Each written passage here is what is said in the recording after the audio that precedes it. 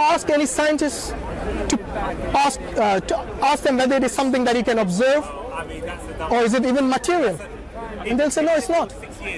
You see what I mean? So these things are something we cannot deny. And to be fair with you, science cannot understand these things because they are of a scope which is beyond science.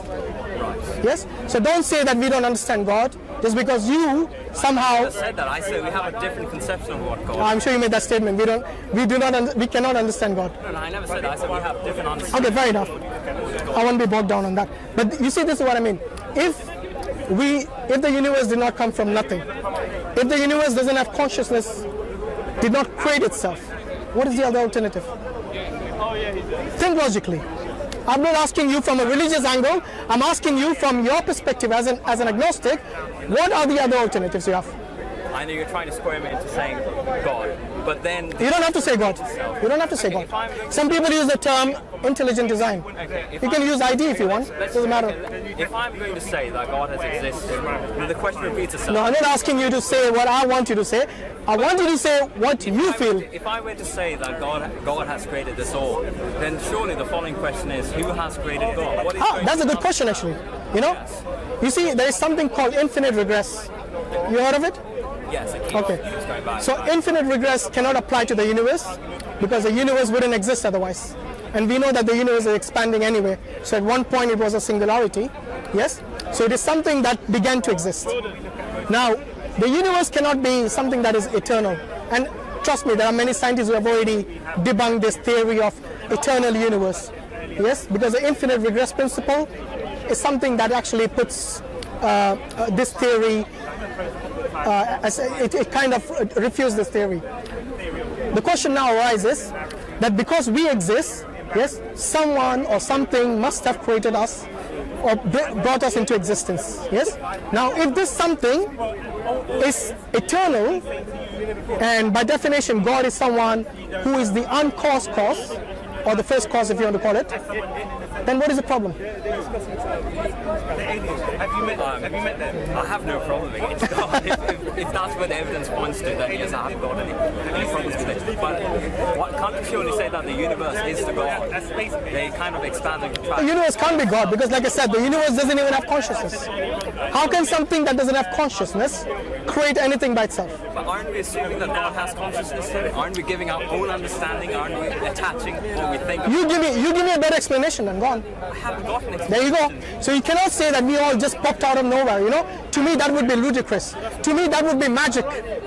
Yes, because many people say, oh, you guys believe in this, some creature in the sky who has magically popped everything into existence. In fact, it is the atheist and the agnostic, if they start saying, we popped out of nowhere, that would be magic. At least we have a rational explanation that there is someone out there who created all the things, and he's the uncaused cause, the first cause, who brought all this existence into being, yes, and he's independent, he doesn't depend on anyone, yes. You see, we all are dependent on something or other. The planets, the stars, they all depend on something else. So this contingency is something which is a weakness in them. But God doesn't have that weakness. God is not contingent on anything. He is a necessary existing being, which without that, none of this creation would exist. And if you have a better answer, a better response, whether it is from science or whatever philosophy you want to employ, that's fine. You see, ultimately, even though you're saying I'm trying to shoehorn you into this direction, it is not the way. I asked you to eliminate all possibilities, and then only you'll come to one conclusion, that there has to be a God, a higher being, an intelligent being, a being who is independent of anything and everyone, and who cannot end, he's eternal. So this is something which you have to come to conclusion by rationality itself. When you say eternal, it's as if he can't be destroyed, even if he wants to. It has no beginning, no end. That's what eternal means. But would you say that he's all powerful? He can create everything? It must surely mean that if he decides to stop to exist, he can. But that goes against his nature. For example, if I asked you, will you start flapping your hands one day and start flying? Well, it's not against my nature. You see what I mean? Exactly. As a human being, you and the bird are different. You see? Your nature and the bird's nature are different. The bird can do that, you cannot. So anything that is against God's nature, like for example, him ceasing to exist or him dying, is something that goes against his nature, which is something that doesn't apply to God. Just like flying doesn't apply to you just by your limbs. But then again, if you were to ask me if I could flap my wings and if I could grow wings, You didn't have wings. that's because of my limitation. Surely you could say that God also has a limitation. No, but that's not limitation. If God doesn't die, how is that his limitation? If God doesn't cease to exist, how is that his limitation? That is his might. Because of his own, what do you say, attributes are such that he cannot die, that he's ever living. This is not his weakness. This shows that God is mighty, not to be killed or come to an end like us mortals. Anyways, this was a long conversation. It's nice talking to you. Likewise. What's Hashim? Hashim Shaz. Shaz? Yeah, nice to meet All right, Shaz. What background you come from, if you don't mind me asking? I'm Bangladesh. Your parents were they Muslims? Okay. So were you a Muslim before? Brought up, but then I renounced my faith. So Okay. If you don't mind, may I ask you why you left Islam? I just didn't find it convincing. In what? I just didn't. Is it You know, recorded? I think I don't want it to be recorded. I think so. Maybe you can hide his face or something. Yes. It seemed like just about any other religion making broad claims without substantiating any evidence whatsoever. A lot of the Like what? Give me an example. Give me something specific that made you decide to leave Islam. Something that is not emotional, I don't think hopefully. there's anything miraculous about the Quran itself or Muhammad getting it. People were writing these sort of books. So what would be a miracle to you? Would you believe in a miracle, by the way? I think there are certain things which would convince me that God exists. And I'm asking you, would you believe a miracle if it did exist? Because you're a person who believes in science, you know? A miracle by definition is something that cannot be explained rationally or scientifically. Right. Otherwise it wouldn't be a miracle, would it? Right. It would just be a phenomenon. No. But So I'll give you an example. you are seeking miracles which you would already not believe in. No. If I could give you an example, suppose 7 billion people around the globe Yeah. had a revelation at the same time about the same thing. That would be really difficult to explain how that happened. That would, in my view, be a miracle. But What would that prove? well, whatever the revelation is, it would prove that is true because No, but why would that prove? Say, for example, today we live in an information age, yes? I can actually, with the use of the internet, I can propagate so many things, any message, if I want it, yes? And with the correct links, I can make it go viral. Yes? Would that prove anything? wouldn't prove anything. Exactly. So your whole notion about this revelation going all over the world wouldn't prove anything. If the revelation is truth, it consists of the truth, and you examine it and you say, no, this claims to be the truth, but hold on, I found a mistake or a contradiction or an error in it, then yes, I would say yes, you have a point. But what you're just saying is emotional. No, it's not emotion because you could prove how somebody could come up with a book. That's not. What do you mean somebody? Many people come up with books, so Exactly, that proves it. So if you have got a book saying that Quran is the word of God, it Yes. doesn't prove anything. That's my point. okay, so what criteria would you employ to say that this is not from God? Well, you examine it. Firstly, you need to believe in God, right? No, not necessarily. No? You don't do that. You Okay, don't so make- an agnostic can say this is from God. No. You're contradicting yourself, aren't you? No. If you're going to make an assumption and approach it, obviously your observation is going to be skewed towards your assumption. You have to approach certain things with an open mind. Okay. You don't make any assumptions. So one criteria is open mind. What else? Open-minded. So you don't assume that this is the word of God. I agree. One is open mind. Yes. Good example. Yes. Good criteria. Yes. What else? There has to be something quite extraordinary about it. Like what? Like I said, if that miracle were to take place, So we come back to miracle. if that thing, that phenomenon were to take place, obviously that is devoid of any physical explanation. You can't really explain it in worldly terms. So you're looking for something like every single human being would get this revelation Yes. implanted in the head. That would be really mighty for you, isn't it? It would be. Why would God need to do that? God can just put that thought in your head and you'll become a Muslim. Not necessarily. But you see, it's not as simple as that. this is something that is a test for all of us. We have to seek God. It's not like you get it on your plate and you say, no, I believe in God from today. No. It is something that you have to seek sincerely. You got to have, like for example, get a number of criteria that will convince you that the Quran is from God. And trust me, most of the ex-Muslims that I've met, and many of these people who claim that they were Muslims, but most of them, they did not look into the Quran initially. They did not read the Quran with the tafsir or with an understanding from someone who's learned. And then they say, oh, this is something my friend told me. This is opposing the science of today, so I'm not going to believe in that. You know, that's not how you read a scripture from God. Yes. Okay, let me ask you, have you read the Quran? Yes, I've read it. You have read the Quran? You have read it in Arabic? Yes. So you know Arabic? No, not really. Okay. So you read it in a language you don't know? Fair enough. Have you looked at the tafsir? No, I haven't. Okay, so this is what I'm saying. You read the Quran, and I don't disagree with this brother. I believe him, because there are many Asians out there and many non-Asians out there whose language is not Arabic, and they will read the Quran just in Arabic because their parents send them to a madrasa or a school or a teacher, and then they would just read that throughout their life without understanding. That is the biggest mistake, because one of the things for you when it comes to learning the Quran is to learn it with understanding. Yes. And that will actually create the spirituality and understanding of God within you. Otherwise, it'll just be like words, you know what I mean? But surely, I mean, obviously this... But having said that, sorry, just make one, having said that, many people just say that reading the Arabic itself gives you reward. So for saying Alif Lam Mim, you get 30 rewards. Each letter gives you 10 rewards. This is the hadith of the Prophet ﷺ. So yes, reading it just in Arabic will give you the reward. But in order to make you spiritually stronger, and your deen and your taqwa in Allah, yes, this is something that we have to read the Quran with understanding. Why is the word of God limited to one language? Who said it's limited to one language? Just said it. Have you not seen how If you many? read in Arabic, it's better for you as a Muslim. No, hold on. Every prophet, they were given a book in a particular language. Yeah. So when Jesus was given the revelation, what language was it in? Syriac, Aramaic? Aramaic? Do you know Aramaic? No. No, you don't make an effort to learn your prophets, It didn't say your you God's have to language. read No, the hold on. Arabic. The point I'm making is this, that it has to come in a particular language. And you know generally which language that is? The language of the prophet to whom the revelation came to. Who was Prophet Muhammad Sallallahu Alaihi Wasallam? He was an Arab.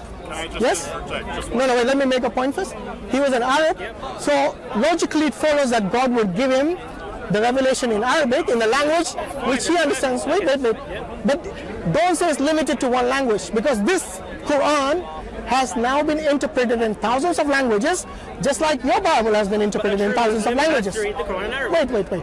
If you want to go back to the original Quran, the original Quran still stays in Arabic. Where's the original Bible you have? In what language? Aramaic.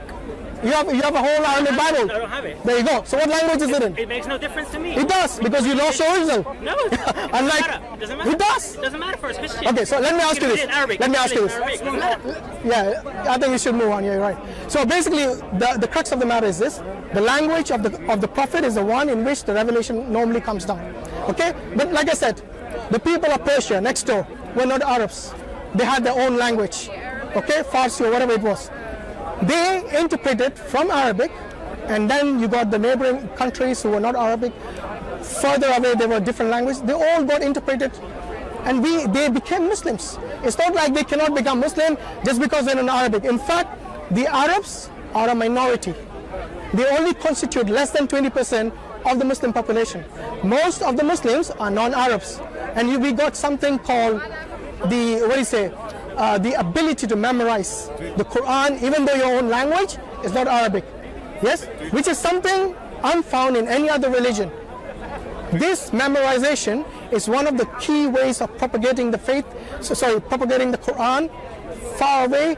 So if you call someone who's memorized the Quran, say from Syria or from America or from India, yes, and you put them all together in one place, they don't know each other, and you ask them to recite the Quran, all of them will recite exactly the same.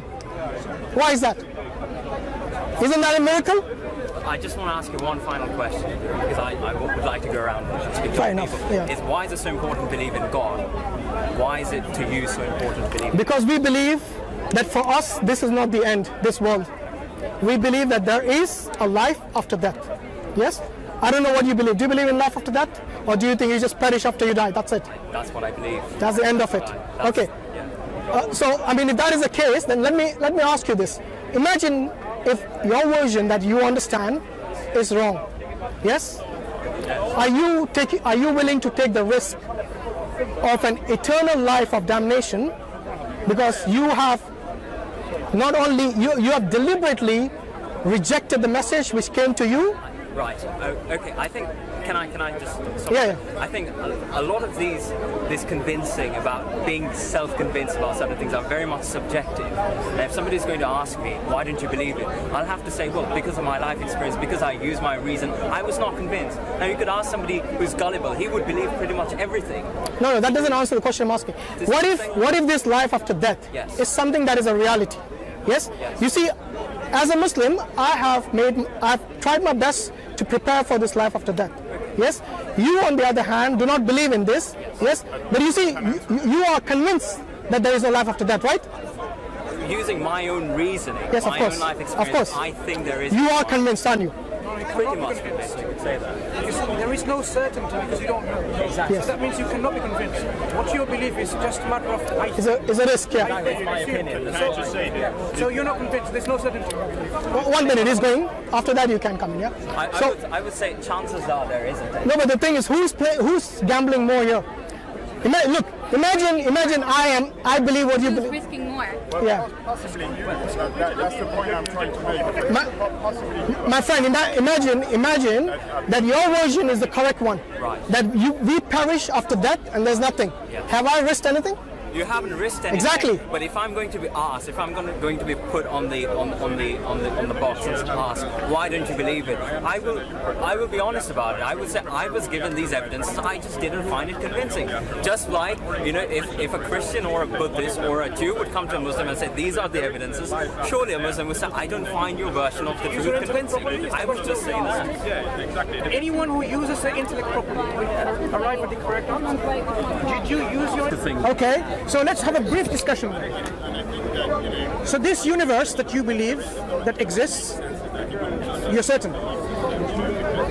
There's no reason to doubt that. Yeah. So you have beyond reasonable doubt that you exist and the universe exists. Has it always existed? No, I'm indifferent to it. No. That's what I'm saying. Using the tools to arrive at the conclusion and the right answers. So because something exists now, either it didn't exist all the time, or it did.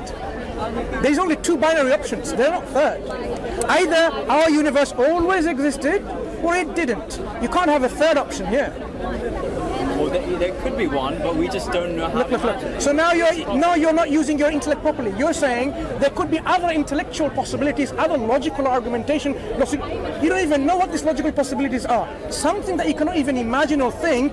Don't even attempt to describe it because it doesn't even exist. Look, our logic is limited to our language and the vocabularies that we use, right? Isn't it? We construct logical axioms or rules using a human language or mathematical language, whatever you want to call it. If you have an option, say, oh, possibly there's a third option. Can you describe it in mathematics and logic? You can't, because it doesn't even exist. So this is not really using your intellect properly.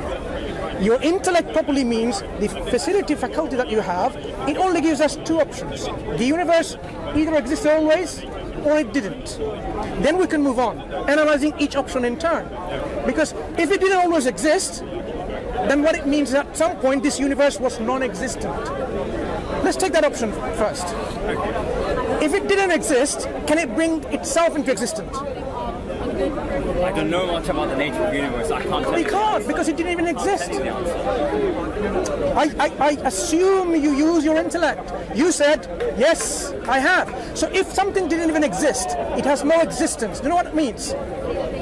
It has nothing, zilch of any existence. No quanta, no hadron, lepton, no quarks, no fluctuations, nothing, no energy, no matter. Absolutely nothing. That's what I mean by non-existence. In the absence of all of that, it cannot then pop into existence by itself because it was nothing. There's nothing to come from.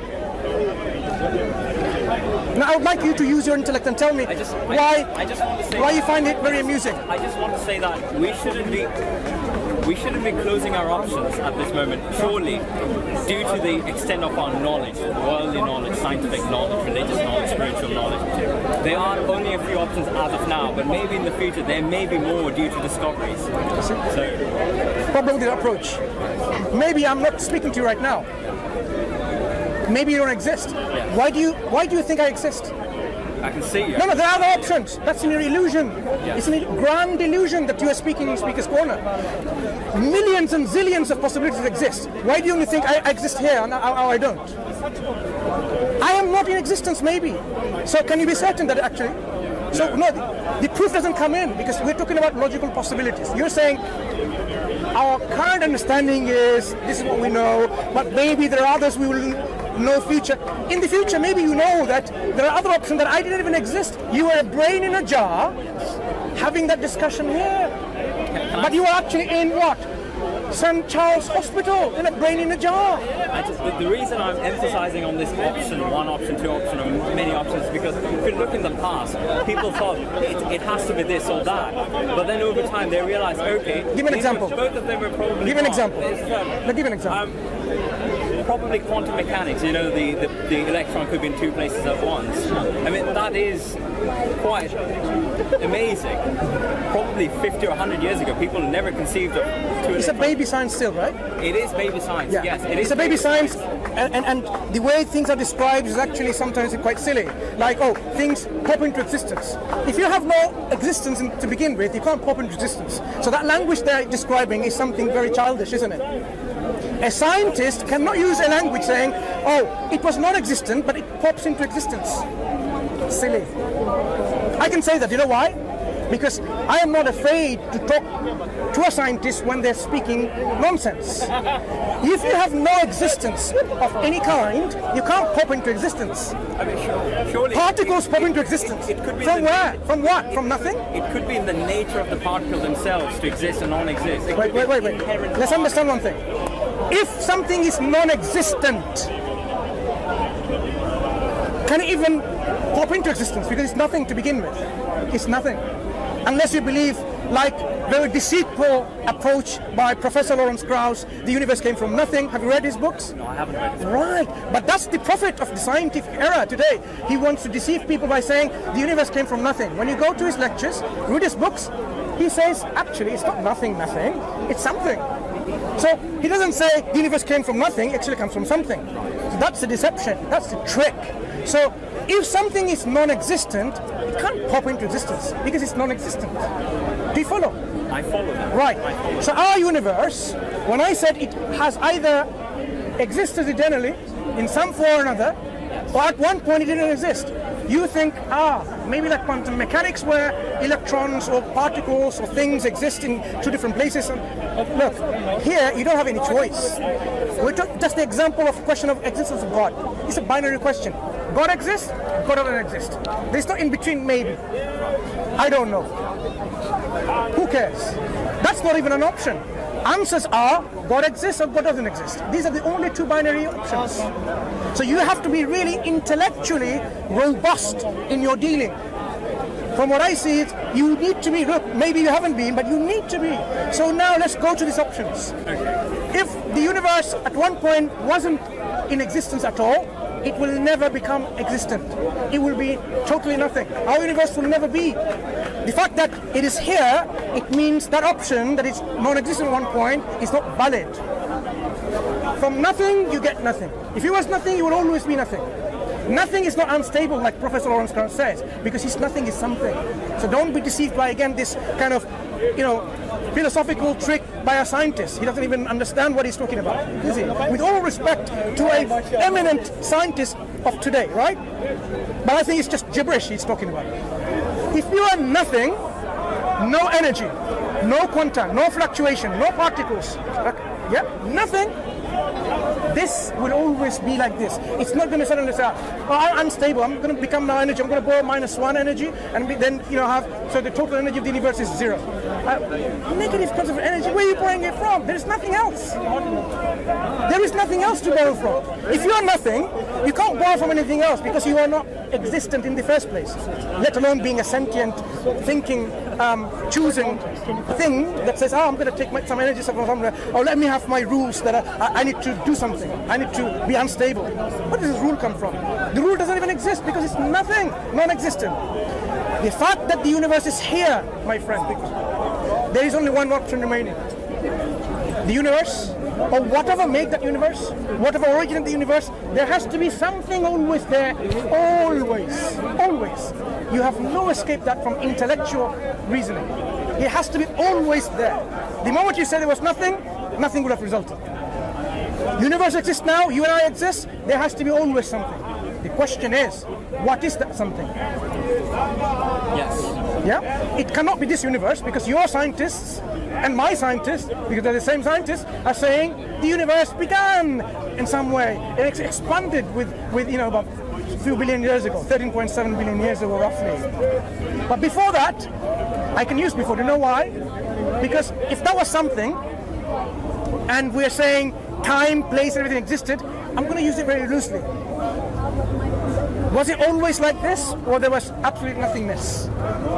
If it was absolute nothingness, it's not going to originate with an inflationary theories 13.7 billion years ago. It can't. So that means what? There was something there. Either it was the originator of the universe, or it came from another multiverse, whatever, right? So you have all these options, but eventually you will have to admit intellectually there was something always there. What are the characteristics of this something that was always there without a beginning? Now you realize we're coming to the concepts of a creator. Something always exists, it's an eternal, with no beginning. Possesses energy, because without energy nothing would have happened. If it always exists, possesses energy, yeah? Did this just happen, or was a conscious choice? Was there a will involved? Was there consciousness involved? It could have been a cause and effect. If you imagine the multiverse, the multiverse suffers the same problem. All these bubbles, okay? What's the original point of origination? What is the cause of their existence? You treat the multiverse as the thing which has always existed. Okay, good. Much like God. Good. So this multiverse always existed, much like God. So it possessed certain characteristics. Yes.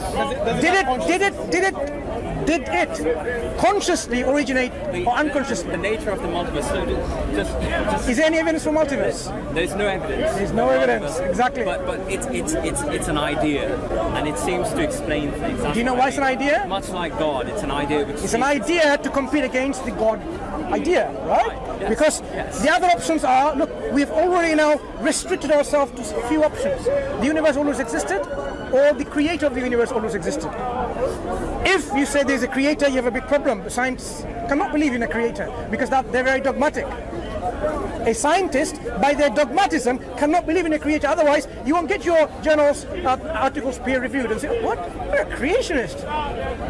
That's the dogma that we see, right? You have to hide your beliefs in some way or not involve any of your belief system and just only talk about, the earthworms, how they, make the land fertile, whatever. Whereas there's no connection. The moment you start talking about there seems to be a hand of God, there seems to be a working of God involved, retract. This is what happened recently. Retract. They had to retract it and apologize. +1. It wasn't +1. +1. Apologize. The editor saying, that's it, we retracted it. This is what we talk about, dogmatism, scientific dogmatism. But I am not a dogmatist, scientist. I'm not a scientist, maybe a student of science. But when we realize about this universe, the multiverses, collectively as a whole, still they only matter. Matter, where did the rules come within the matter to do things the way they do? It didn't just happen. Do things happen? When you have a need to have a coffee or a meal, you just don't sit there and then your meal just happens in your kitchen by itself, by matter. Interactions of all the chemicals of water, milk, sugar, tea, plastic cup or a porcelain cup, and the cooker and the lighter, or the rice, whatever you eat, the vegetables and the knife to cut them into pieces. You just sit there and it doesn't happen because matter is not conscious and sentient. So it doesn't organize for you things which you think will be nicely organized in a nice meal, cup of coffee or tea. It doesn't happen. But you give that to the universe, to the multiverse, that this is what it's done. Wonderful people not even questioning it. We are here, arguing, questioning, discussing that this universe has a creator or not. And you think this all just happened, by itself. I mean, there is the obvious temptation to say that there was an intelligent creator who has created us, but It's not a temptation. it's the logical conclusion. it's not The only alternative you have. because I mean, if you think about it, I mean, back in the times, probably 300, 400 years ago, people really didn't know how a lot of these natural things happen. So they said God must have created it, or God must be doing this. But And now? as science And now? progressed, they had substituted God for a natural explanation. So that's what I'm saying, is that science has been covering grounds. There has been pushing God to that one square, which is that's not true. where did we all That is not true. That is a dogmatism again. Poor chap who passed away, one of the world's famous scientists. You know what I'm talking about? Stephen Hawking. A brilliant mind. God endowed him with so much intelligence. What was he trying to do in all his works? Constantly modifying his equations. You know why? Like everyone else. But some people, they stop. Roger Penrose and various others, they stop. They realize it looks like there's a creator at the end of my equation. But others, they kept on fighting with the equation, which gives them, at the end, there has to be an intelligent creator. But they don't accept it, because why? Their whole life they spent to disbelieve in a creator. So anything that gives them scientifically, I mean, look at, the molecular biology. What happens in your body, and you think, this thing called chance, and a rule that happened within this nature which has no brains, no synapses, this nature, not a sentient conscious being, and yet somehow is making a one-way progress called evolution, evolutionary, something that goes from simple to complex and more intelligent, more precise, and more. This is nothing. It's not something that's designing it, and yet we're giving all of that. Imagine what we're saying. Oh, you know what? These very few moments when the amino acids come together, they somehow found themselves attracted to connect to each other in a certain form, and not only that, in a three-dimensional form to make proteins. Peptides before, and then polypeptides, and then proteins, and then to make the proteins you need the machinery in your cells. You need the mRNA, right? Ribosomes. But to make ribosomes, you need the DNA. To make DNA, you need ribosomes. Chicken or the egg, which one? We give so much, these fantastic theories, without actually saying, look, this kind of irreducible complexity, as some of the Christian creationists have put through, right? Irreducible, that's a term now, it's well known in creationist and scientific debates. Irreducible complexity, which so much, it's something that is so complex, and you can't just have it. It's like either or. The flagella of a bacteria, whatever. This machinery is so precise. We are saying it is possible by chance. It is possible that you become a potato, 200 years later, by chance, by reorganization of your molecules. That's fairy tale, if you ask me. That's fairy tale. So the first life, the way it formed, the way it is described in abiogenesis and those theories, that's why no wonder Richard Dawkins, does he believe life is terrestrial or extraterrestrial? One of his opinions? Extraterrestrial. Extra. Coming from outside. There are people who have some of the opinions like this. Why? You can't actually explain the life that we have in this earth with this kind of mechanism. So when we talk about the whole universe, whether including the multiverse or not, why just focus on evolution, a particular model? There's so many other models of how life can progress, right? This doesn't solve the question about how order and complexity came into our universe. Because if you believe order and complexity come by chance, organization by chance, why even bother working, not 9 to 5, but 9 to 9? 24 hours a day in our lab, trying to make, more science, trying to work out the next generation of, computers and chips. Why? Because things don't just happen by chance. If it did, like nature, why is it only one time? Oh, it's a miracle. Oh, you believe in miracles then? Life originated by a miracle in a primordial soup? Scientists believe in a miracle? But scientists are not supposed to believe in a miracle. So that miraculous explanation doesn't work. If life can happen with a condition which was not set by any lab, by certain condition, you can mimic these conditions in infinite forms today in our labs. Temperature variations, light, different kind of, whether you put photons or radons or any other, X-rays, whatever you want to call it, whatever you want to beam at, right? So you can control matter, you can control plastic, silicon. You can have by computer method, simulation method. Do all of these things, and which you're bound to get something that just spark of life again and again and again and again, and they repeat it in the labs. There you go, we've discovered it.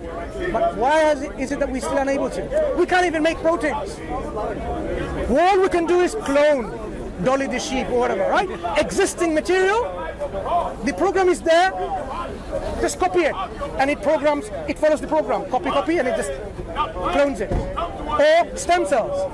You have the cells, it's programmed already. From stem cell, pluripotent stem cells, you get what? You want to get a myeloid line or a leukoid line, then eventually you get white cells or platelets or neutrophils, whatever. But it's already programmed. Do you see the problem? Have you gone to the level of questioning like this? If you haven't, this is the time to go ahead. I'm not giving you any evidence, I'm only asking you to reflect.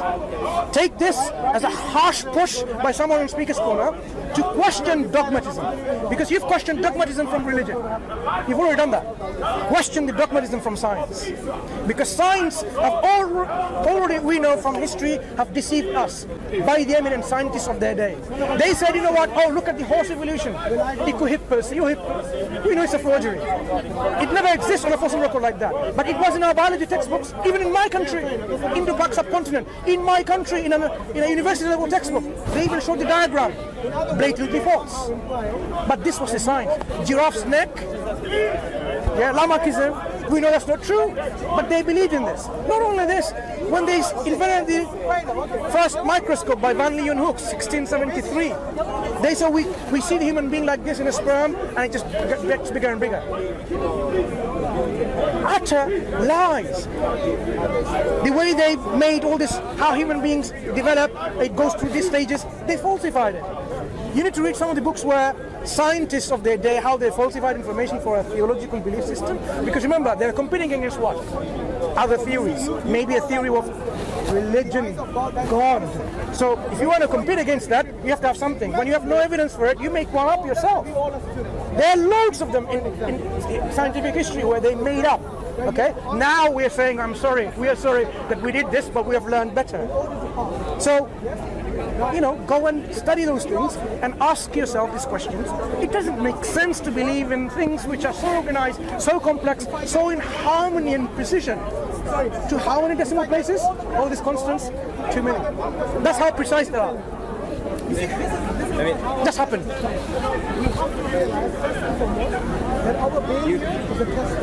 This is what we see. That's why we think this is in harmony. Surely, if things were in a different order, we would also think that is also in harmony. Have you seen a different order? No, I haven't. But that's the problem.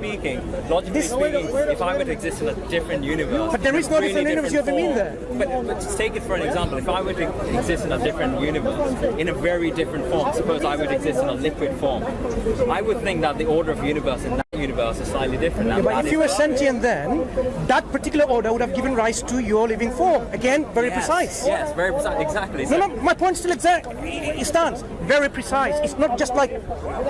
That's what I'm saying. It's very much subject to the, it's not the subject universe. To... The final product seems to be an outcome of precision. Whether you're precise into like a wobble, yes, but still, there are precise laws that regulated you to become this wobble. Which means that you could have different